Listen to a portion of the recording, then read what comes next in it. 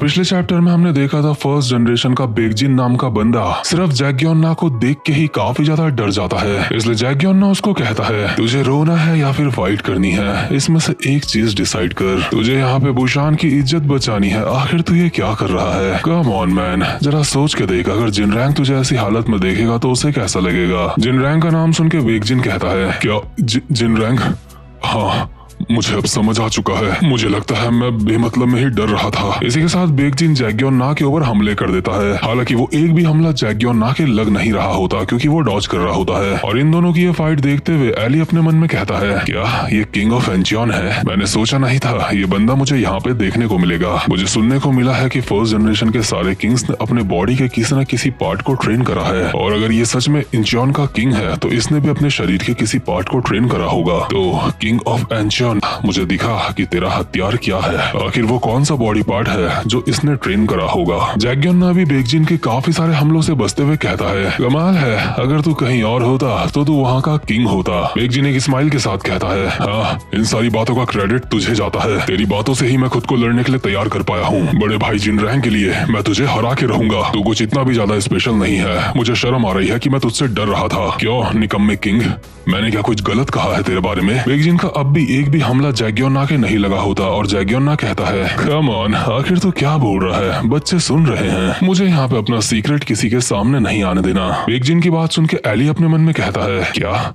उसने से निकम्मा किंग कहा? आखिर इसका एग्जैक्टली मतलब क्या है? जैक्योन्ना एली को कहता है ओए तू एली जैंग है ना? मैंने तेरे बारे में सुना था, तू फर्स्ट जनरेशन के किंग को अकेला हराता हुआ जा रहा था, है ना? ऐसा काफी समय बाद हो रहा है कि मुझे किसी के ऊपर नजर रखने में दिलचस्पी आ रही थी, लेकिन मैं ये जानना चाहता हूँ तू मेरे बारे में क्या सोचता है, क्योंकि मैं भी एक किंग हूँ। तो तुझे मेरी स्किल्स के बारे में क्या लगता है? एली को समझ नहीं आ रहा होता है कि ये बंदा उसके ऊपर कब से नजर रख रहा था, क्योंकि जैक्योन्ना को एली के बारे में सब कुछ पता होता है कि वो काफी सारे किंग्स से अब तक फाइट कर चुका है। बट इतने में ही बेगजिन एक जंप करके आता है जैक्योन्ना की तरफ उसको मारने के लिए और कहता है तेरा डिफेंस अभी बिल्कुल खुला है, तू ऐसे नहीं बच पाएगा मुझसे। लेकिन बेगजिन के मुंह पे जैक्योन्ना की सिर्फ एक लात पड़ती है और वो जमीन में जाके चिपकता है, और सिर्फ इस एक लात से बेगजिन की हालत खराब हो चुकी होती है, वो हार चुका होता है। और जैक्योन्ना ने ये सब कुछ एली से बात करते करते करा होता है, वो अब भी बोल रहा होता है तो बता एली जैंग, तुझे क्या लगता है कि मेरा हथियार क्या है? इसके जैसे लोग जो मुंह से कुछ भी बड़बड़ाते रहते हैं उन्हें अपना मुंह बहुत ही संभल के खोलना चाहिए। एली अभी ये सोच के हैरान हो रहा होता है कि सिर्फ एक लात में ही वो बंदा ढेर हो चुका है, लेकिन जैक्योन्ना बेगजिन के मुंह पे बैठ चुका होता है और अब भी उसको बोल रहा होता है ये कोई कहने वाली बात नहीं है कि तूने गलत कहा था मेरे बारे में, लेकिन अभी मैं तेरे साथ उस बारे में बहस कर भी नहीं सकता। ठीक है, जैसा कि तूने कहा मैं एक निकम्मा किंग हूँ, लेकिन तेरी बातों से मेरा दिमाग खराब हो गया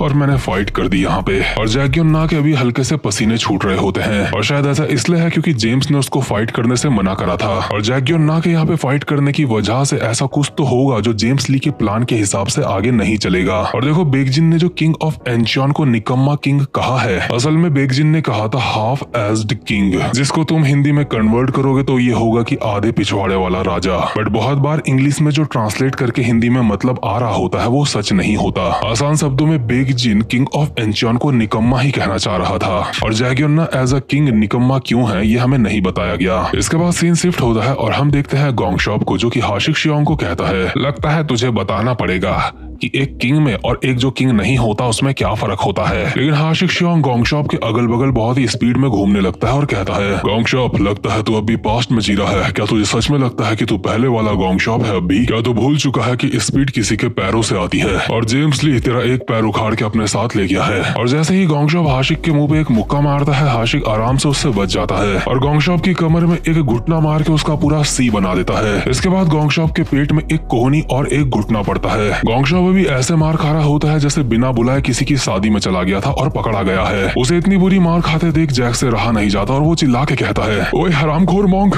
आखिर ये सब कुछ क्या हो रहा है? लेकिन गोंगशॉप अब भी डिफेंसिव पोजीशन में खड़ा होता है और जैक को कहता है जैक, क्या तुम भूल चुके हो बुद्धा की टीचिंग्स क्या थी? क्या तुम्हें याद नहीं है? हमें ऐसी चीजों की आदत है, हमें सब्र रखना चाहिए, बुद्धा यही सिखाते हैं। लेकिन हाशिक अब भी बोल रहा होता है गोंगशॉप जी, कितने दुख की बात है, लगता है जब से तेरा एक पैर गायब हुआ है तब से तूने अपनी स्पीड में हार ही मान ली है और अब तू मुक्के खाने की प्रैक्टिस करता है। वैसे इसमें तेरी भी गलती नहीं है, एक पैर के साथ तू कर ही क्या सकता है। एक पैर के साथ तू मेरे सामने खड़ा भी है, तेरे लिए यही बहुत बड़ी बात है। इतनी शर्मनाक बात है, काश मैं तुझसे पास्ट में मिला होता, क्योंकि अभी वाला गोंग शॉप जी मुझे बोर कर रहा है। गोंग शॉप बेचारा हाशिक के ऊपर एक और मुक्का मारता है, लेकिन वो आराम से इसको डॉज कर लेता है और गोंग शॉप के मुंह पे एक मुक्का मार के उसकी हालत खराब कर देता है। लेकिन गोंग शॉप दोबारा से उसके मुक्का मारने की कोशिश करता है, हाशिक इस बार भी बच जाता है और गोंग शॉप हाशिक को कहता है तू भी इस तरीके से मुझसे जीत नहीं पाएगा। लेकिन हाशिक गोंग शॉप के पेट में अपने सिल्वर पंच से एक खतरनाक सा मुक्का मारता है और कहता है अच्छा, मुझसे इतनी सारी मार खाने के बाद तुझे क्या लगता है तू मुझसे जीत जाएगा? तुझे लगता है तू काफी ज्यादा मजबूत है तो मुझे तुझे तोड़ना पड़ेगा। गोंग शॉप, चाहे तूने कितनी भी मार खाने की आदत बना ली हो, लेकिन मेरे मुक्के को तू बर्दाश्त नहीं कर पाएगा। और ये वाला मुक्का गोंग शॉप के काफी ज्यादा जबरदस्त पड़ा होता है, क्योंकि ये मुक्का हाशिक शियोंग की खासियत होती है। साथ ही साथ में अभी हमें एक पुराना सीन दिखाया जाता है जब हाशिक शियोंग की फाइट जेम्स ली से हुई थी। इसमें कोई शक वाली बात नहीं होती कि जेम्स ने इसका मार मार के कुत्ता बना दिया था। और जब ये खून में लथपथ जमीन में पड़ा होता है तो जेम्स इसको कहता है आखिर तू जिनरैंग गैंग में क्यों है? जो तेरी स्किल्स हैं, इन स्किल्स के साथ तो किसी जगह का किंग बन सकता है। इसलिए मैं सोच रहा हूँ आखिर तो इस सब के बावजूद भी जिनरैंग के साथ क्यों है? खैर जो भी हो, तेरे साथ खेल के काफी मजा आया, लेकिन अब तुझे कुर्बानी देनी होगी सेकंड जनरेशन के आने के लिए। मैं तेरा उल्टा हाथ अपने साथ लेके जा रहा हूँ। तेरा आत्मविश्वास तोड़ने के लिए मुझे लगता है इतना काफी होगा। और प्रेजेंट मोमेंट में हाशिक शियोंग गोंग शॉप के पेट में खतरनाक सा मुक्का मार के कहता है तू मेरा आत्मविश्वास नहीं तोड़ सकता। मैंने दोबारा से ट्रेनिंग करी है बदला लेने के लिए। जेम्स ली ने बहुत बड़ी गलती कर दी है, उसकी वजह से मुझे ये सिल्वर पंच मिला है। और इन्हीं बातों के बीच में गोंग शॉप अब भी मार ही खा रहा होता है। इसलिए कहते हैं भाई लोग बिना बुलाए किसी शादी में मत जाया करो। गोंग शॉप अब भी नॉर्मली खड़ा होता है, लेकिन उसके मुंह पे एक मुक्का पड़ता है और वो सीधा दीवार में जाके चिपकता है। और हाशिक शियोंग कहता है दुनिया में ऐसा कोई फोर्ट्रेस नहीं है जिसे तोड़ा नहीं जा सकता। ये सब कुछ देख के जैक भागता हुआ इन लोगों की तरफ आता है और कहता है हरामी मॉन्क, नहीं ऐसा नहीं हो सकता, हरामखोर तूने उसके साथ ये क्या किया? लेकिन गोंग शॉप अभी अनकॉन्शियस नहीं हुआ होता, वो दीवार के सहारे अब भी खड़ा होता है और कहता है लगता है तू समझा नहीं कि आयरन फोर्ट्रेस असल में है क्या। आयरन फोर्ट्रेस का मतलब ये नहीं होता कि उसको तोड़ा नहीं जा सकता। अब मैं तुझे दिखाता हूँ कि सच में आयरन फोर्ट्रेस होता क्या है। जैक भी सोच रहा होता है कि आखिर असली आयरन फोर्ट्रेस होता क्या है। इतने में ही हाशिक उछल के गोंग शॉप के पीछे से उसके मुक्का मारने के लिए आता है, लेकिन गोंग शॉप अपनी जगह पे हल्का सा घूम के हाशिक के मुंह पे एक खतरनाक सा मुक्का बजा देता है और कहता है हाशिक शियोंग, ये बात माननी पड़ेगी, तू स्पीड के मामले में नंबर 1 है, लेकिन ऐसा सिर्फ तब तक है जब तक तू मुझसे न मिल जाए। इसके बाद हम गोंग शॉप की जिंदगी का एक पुराना सीन देखते हैं, जिस वक्त जेम्स ली ने गोंग शॉप की टांग ताजी ताजी काटी थी और गोंग शॉप अपनी लकड़ी की टांग के साथ कंफर्टेबल नहीं हुआ था। गोंग शॉप बेचारा अपनी नकली टांग देख के अपने मन में कहता है मैंने अपनी एक टांग खो दी है, मैं अगर सीधे तरीके से खड़ा ही रह जाऊं तो मेरे लिए यही बहुत बड़ी बात है। जेम्स ली से जो मैं हारा था वो मेरा जिंदगी भर का दर्द बन चुका है। गोंग शॉप जी जो काफी ज्यादा फास्ट हुआ करता था अब वो इस दुनिया में एग्जिस्ट नहीं करता है। गोंग शॉप बेचारा अब भी अपनी फुट ट्रेनिंग करने की कोशिश करता है, लेकिन सीधा मुंह के बल गिरता है। इसलिए बेचारा इस बात से बहुत ज्यादा दुखी होता है, क्योंकि जैसा वो अब अपने माइंड में करने की सोच सकता है ऐसा वो रियल में नहीं कर सकता एक टांग की वजह से। क्योंकि जब एक बॉक्सर कभी भी किसी से फाइट करता है तो उसके फुट स्टेप्स काफी ज्यादा जरूरी होते हैं उसके लिए, और गोंग शॉप अब अपने फुट स्टेप्स के साथ नहीं खेल सकता। अब गोंग शॉप ज्यादा से ज्यादा एक बारी में सिर्फ एक स्टेप ही चल सकता है ठीक से बस। और इतने में ही गोंग शॉप को याद आता है कि एक स्टेप भी काफी है। गोंग शॉप सिर्फ एक स्टेप की ड्यूरेशन के लिए उतना ज्यादा फास्ट हो सकता है जितना वो पहले हुआ करता था, और यहीं से गोंग शॉप ने अपना एक स्टेप का नया फाइटिंग स्टाइल बनाया था। अभी हाशिक जैसे ही दोबारा से गोंग शॉप के पीछे से आता है तो गोंग शॉप एक स्टेप पीछे घूम के दोबारा से उसके मुंह पे खतरनाक सा मुक्का मार देता है, लेकिन हाशिक बार बार गोंग शॉप को मारने की कोशिश कर रहा होता है और गोंग शॉप अपनी इस एक स्टेप वाली टेक्निक के साथ लगातार हाशिक के बजाए जा रहा होता है। और हाशिक अपने मन में कहता है क्या ये सिर्फ एक स्टेप के साथ पहले जितना फास्ट हो सकता है? क्या इसका मतलब यह है कि मैं इससे ज्यादा स्लो हूँ? लेकिन हाशिक शियोंग और भी ज्यादा डेस्परेट तरीके से गोंग शॉप के अगल बगल रोटेट करने लगता है अपनी फुल स्पीड के साथ और कहता है गोंग शॉप तुझे क्या लगता है ये मेरी फुल स्पीड थी अब तक? और इसी स्पीड के साथ वो गोंग शॉप के ऊपर एक हमला करते हुए अपने मन में कहता है अब ये मेरी स्पीड को मैच नहीं कर पाएगा, लेकिन इसका एक स्टेप की जो टेक्निक है वो खतरनाक है, इसलिए मैं इसके लकड़ी का पैर तोड़ दूंगा। इससे पहले कि हाशिक शियोंग कुछ भी कर पाता गोंग शॉप फिर से एक स्टेप टेक्निक के साथ आशिक के पेट में खतरनाक सा मुक्का बजा देता है और आशिक ये सोच के हैरान होता है कि आखिर इतनी जल्दी इसने ऐसा करा कैसे। इसलिए आशिक दोबारा से गुस्से में गोंगशॉप के ऊपर एक और हमला करता है, लेकिन गोंगशॉप उस मुक्के से बचते हुए दोबारा से आशिक के मुंह पे एक मुक्का मार देता है। आशिक चाहे किसी भी एंगल से गोंगशॉप के मुक्का मारने की कोशिश कर रहा हो, वो किसी भी एंगल से उसके नहीं मार पा रहा होता और आशिक की लगातार ठुकाई पिटाई होती जा रही होती है। गोंगशॉप आशिक को मारते मारते कहता है किसी की अवेकनिंग सिर्फ एक स्टेप के अंदर ही हो सकती है, और ये बात सबसे ज्यादा अप्लाई होती है गोंगशॉप के ऊपर, क्योंकि अपनी एक टांग होने के बाद ही गोंगशॉप ने अपनी इस चीज को पहचाना होता है बुद्धा की टीचिंग्स की मदद से। इसी के साथ गोंगशॉप आशिक को कहता है आयरन फोर्ट्रेस का मतलब ये नहीं होता कि उसको तोड़ा नहीं जा सकता, इसका मतलब ये होता है कि कोई उसको तोड़ने की हिम्मत ही नहीं करता।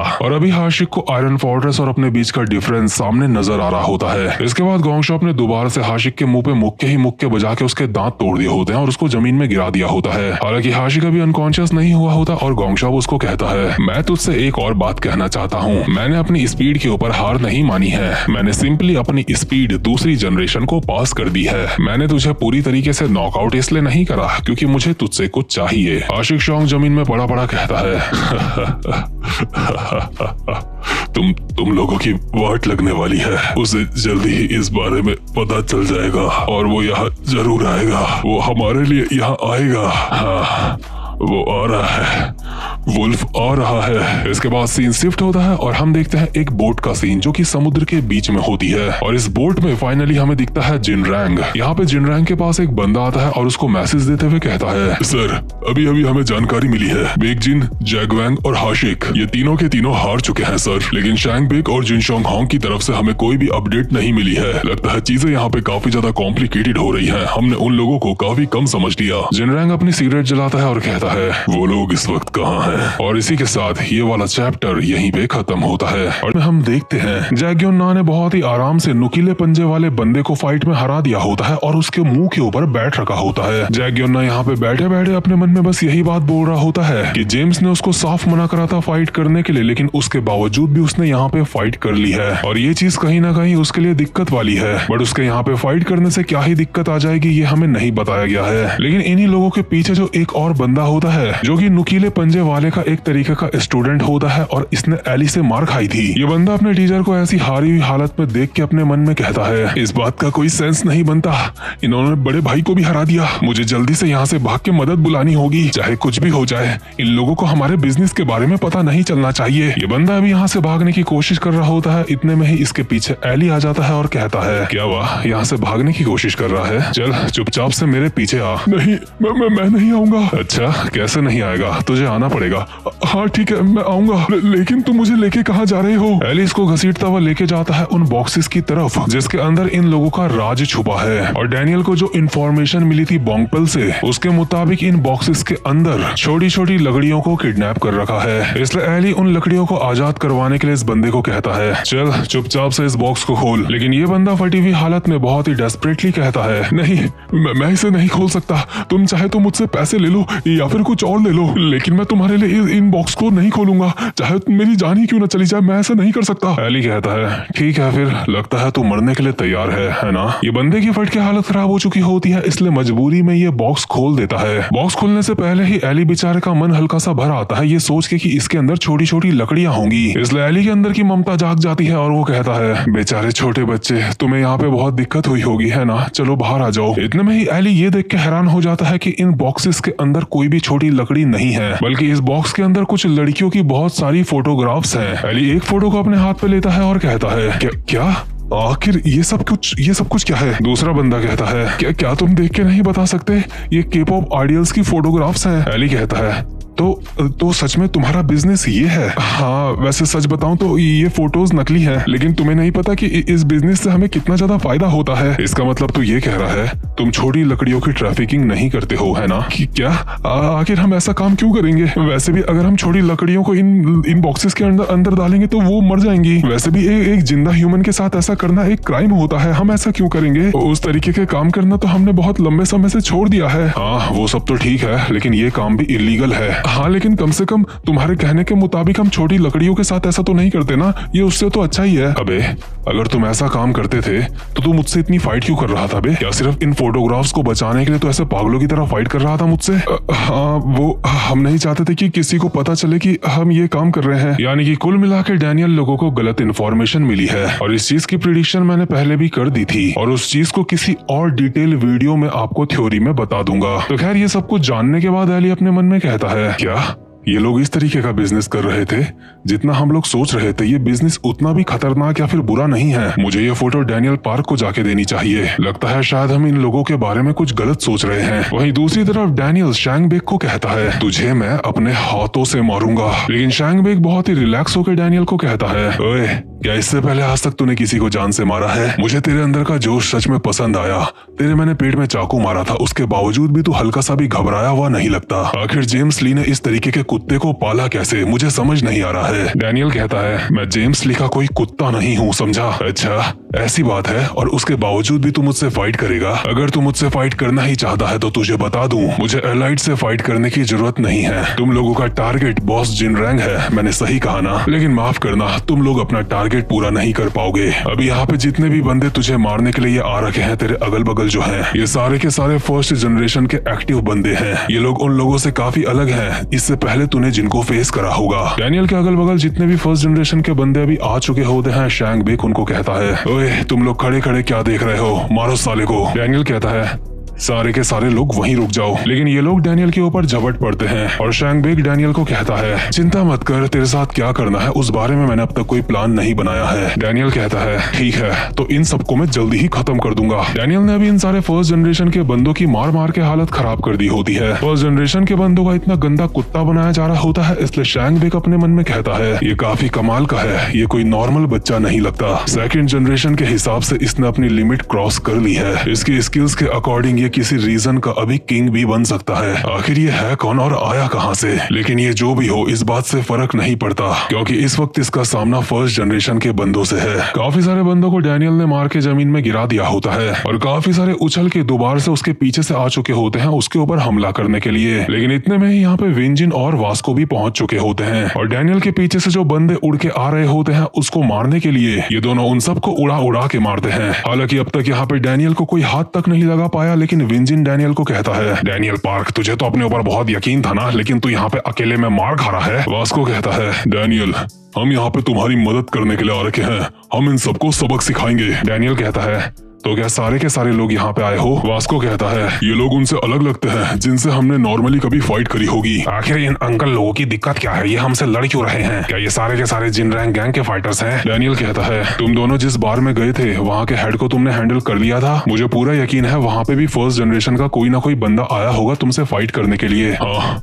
वहाँ पे भी फर्स्ट जनरेशन का एक बंदा फाइट करने के लिए आया था, लेकिन क्या? लेकिन मुझे नहीं पता कि आखिर वो बंदा हम दोनों को यहाँ पे क्यों लेके आ गया। मुझे लगता है हमें काफी ज्यादा चौकन्ना रहने की जरूरत है। और अभी हम देखते हैं जिनरैंग गैंग के नंबर 3 के बंदे को, यानी कि जुनशॉक होंग, और यही बंदा वास्को और विंजिन को यहाँ पे लेके आया है। यहाँ पे आते ही जुनशॉक शैंगबेक को कहता है, शैंगबेक तुम्हारे कहने के मुताबिक मैं इन लोगों को यहाँ पे लेके आ गया हूँ। शैंगबेक कहता है, क्या तू यहाँ पे आ गया? मुझे तो लगा था तुझे पूरी रात लगने वाली है ये काम करने के लिए। और हाँ मुझे सिर्फ शैंगबेक कह के मत बुला, तुझे इज्जत से मेरा नाम लेना चाहिए। लेकिन जुनशॉक इस बात का कोई भी जवाब नहीं देता, ना ही उसका नाम इज्जत से लेता है। इसलिए शैंगबेक कहता है, लगता है तू सिर्फ बॉस जिनरैंग की ही इज्जत करता है, मेरी नहीं करता है ना? तेरे साथ हमेशा से यही दिक्कत रही है, तू सिर्फ बड़े भाई जिनरैंग के सामने ही अपना सर झुकाता है। जुनशॉक होंग आखिर तू मेरी बात सुन भी रहा है या फिर नहीं? तू कुछ जवाब क्यों नहीं देता? ये सब कुछ कहने के बावजूद भी जुनशॉक इसकी बात का कोई जवाब नहीं देता और शैंगबेक कहता है, खैर जो भी हो, यहाँ पे लाके इनको तूने काफी अच्छा काम करा है, ये सब कुछ हमारे लिए करना काफी ज्यादा जरूरी था। लेकिन जुनशॉक शैंगबेक की तरफ आ रहा होता है और कहता है, मेरे सामने से हट जा। शैंगबेक कहता है, लगता है तू सच में मेरी बात नहीं सुन रहा था, है ना? एक तरीके से इन दोनों के बीच में गर्मा गर्मी चल रही होती है, इन दोनों की भी यहाँ पे फाइट हो सकती है। इसलिए जिनरैंग गैंग का एक बंदा इनको कहता है, बॉस शैंगबेक,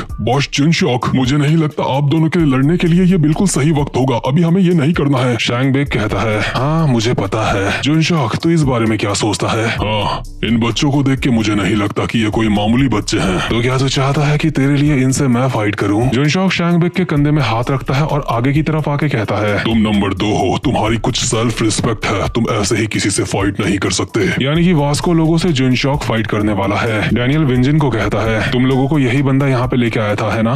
लेकिन एक मिनट, इसका नाम जुनशॉक होंग है। हाँ, तो क्या हुआ? क्या तुम इसको जानते हो? डैनियल को याद आता है ये तो वही बंदा है जिसके बारे में वो बंदा बात कर रहा था जिससे डैनियल ने एरिना में फाइट करी थी, और उस एरिना वाले बंदे के हिसाब से ये काफी ज्यादा ताकतवर बंदा है। तो खैर जुनशॉक अभी डैनियल लोगों के बीच में खड़ा होता है और इन तीनों को ही कहता है, सारे के सारे मेरे ऊपर एक साथ हमला कर सकते हो। विंजिन कहता है, अबे साले पागल वागल हो चुका है क्या? तू चाहता है हम सारे एक साथ तुझसे फाइट करें? तेरे ये हीरो बनने की चक्कर में तू यहाँ पे मर भी सकता है इस तरीके से। बच्चे, क्या हुआ?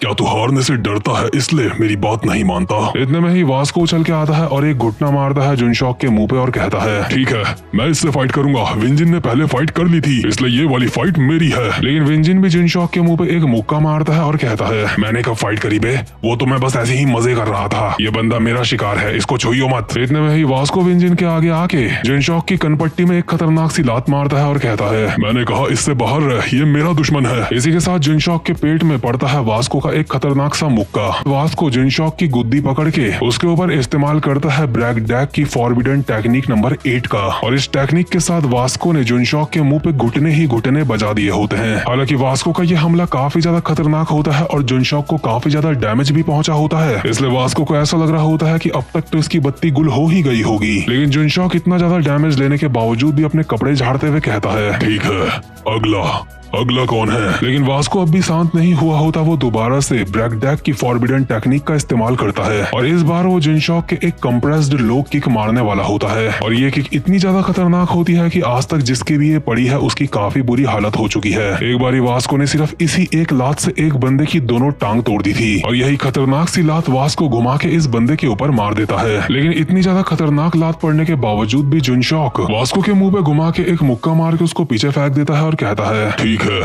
अगला। वास्को को यकीन नहीं आ रहा होता है कि आखिर जुनशॉक ने इसके हमले को झेल कैसे लिया। लेकिन इतने में ही विंजिन जुनशॉक को पीछे से उसकी हड्डियों समेत पकड़ लेता है और कहता है, हरामखोर वास्को, इसलिए मैंने कहा था तेरे बस की कुछ नहीं है। अगर तू ऐसे किसी इंसान को हराना चाहता है तो उसे तुझे एक ही हमले में हराना होगा। किसी को अगर मारना है तो ढंग से मारा कर, इस तरीके से। विंजिन ने उठा के जुनशॉक को जमीन में पटक दिया होता है, लेकिन उसके बावजूद भी जुनशॉक को कुछ नहीं होता, और वो घुमा के साइड एंगल से एक मुक्का मारता है विंजिन के पैर पे, जो कि विंजिन के काफी जबरदस्त पड़ा होता है और उसकी चीखें निकल गई होती हैं। ये सब कुछ देखते हुए शैंग बेक कहता है, जुनशॉक होंग ऐसा ही है, चाहे कुछ भी हो जाए ये गिरता नहीं है, चाहे अटैक कितना भी ज्यादा पावरफुल हो किसी का। जुनशॉक होंग की यही खासियत है। हालांकि वास्को और विंजिन के हमलों से जुनशॉक को डैमेज तो काफी ज्यादा पहुंचा होता है, लेकिन उसके बावजूद भी वो गिरने का नाम नहीं ले रहा होता, और अपने नाक से निकलता हुआ खून बाहर फेंक के दोबारा से वास्को और विंजिन को फेंक के मारने के लिए तैयार होता है। दरअसल इस बंदे की फाइट पास्ट में जेम्स ली के साथ भी हुई थी, और उस वक्त जेम्स ली ने भी इसका मार मार के बहुत गंदा कुत्ता बनाया था। लेकिन ये कुत्ता एक ऐसा कुत्ता है जो कभी गिरता नहीं है। हम देखते हैं जेम्स ली वाले टाइम में भी इसके शरीर से काफी ज्यादा खून निकल रहा होता है, और ये फिर भी अपनी जगह पे खड़ा होता है, और वो भी अपने दोनों हाथ जेब में डाल के फुल स्वैग में। इस बंदे का ऐसा स्वैग देख के जेम्स एक स्माइल के साथ कहता है, काफी समय बाद मैं ऐसा इंसान देख रहा हूँ जिसकी मेंटल पावर इतनी खतरनाक है। मेरा मतलब तेरी बॉडी तेरी लिमिट्स तक पहुंच चुकी है।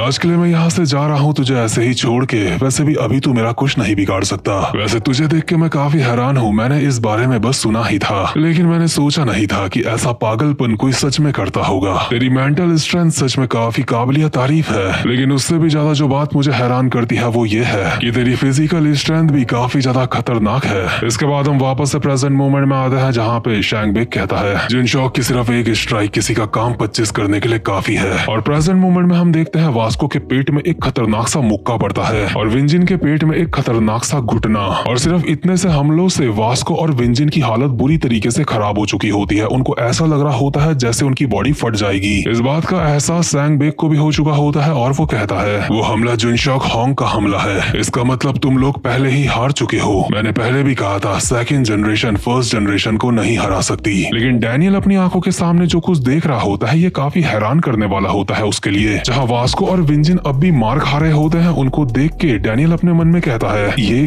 काफी अजीब बात है, आखिर ऐसा क्यों हो रहा है, मुझे समझ नहीं आ रहा है। वास्को विंजिन, आखिर इन दोनों के साथ चल क्या रहा है, मुझे समझ नहीं आ रहा है।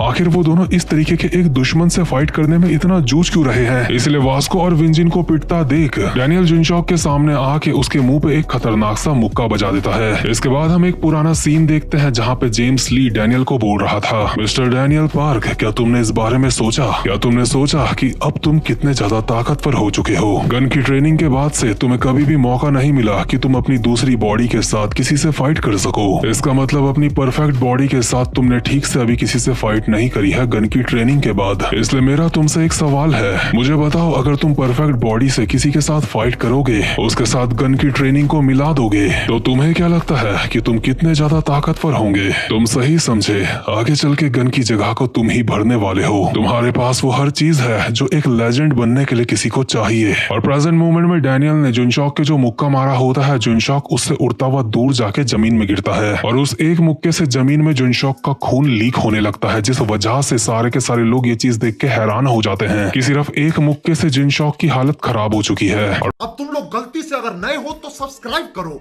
वो जो लाल वाला बटन है उस पर अपने जीजा जी फेंक के मारो या फूफा जी, मुझे नहीं पता, बस क्लिक हो जाना चाहिए। अब मैं भी जा रहा हूं, मुझे मुठिया पेलने जाना है।